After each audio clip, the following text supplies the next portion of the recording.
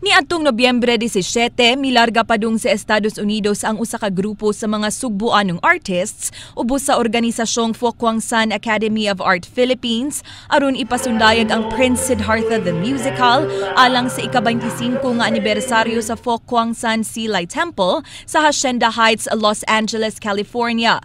Kapin sa 50 na kahigayon nga gipresentar ang maong musical play apan mas espesyal kining bag-uhay lang kay ang kita sa maong pasundayag ihatag sa mga biktima sa bagyong Yolanda.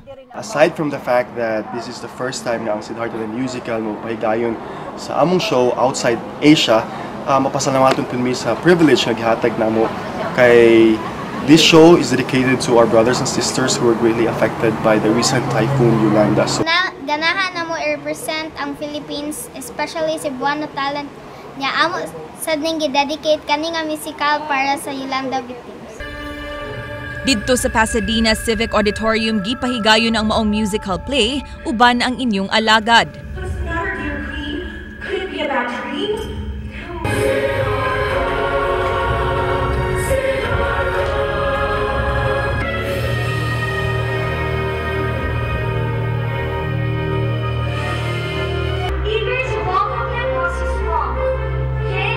Ang mga langyaw nga nananaw mipadayag sa ilang dakong bilib sa talento sa mga Sugbuanon.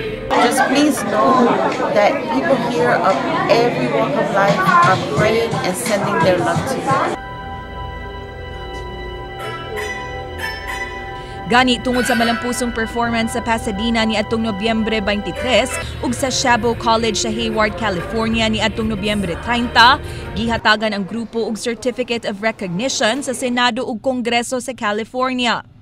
Gawa sa musical play, gikanta sab sa grupo ang song composition nga Life in Our Hands nga gisuwat ni Jude Gitamondok alang sa mga biktima sa bagyo aron mangayog dugang suporta gikan sa international community ug pasalamatan sab sila sa ilang mga tabang nga una nang gipaabot sa Pilipinas. We can't take a moment to think twice. Let's help them while we can.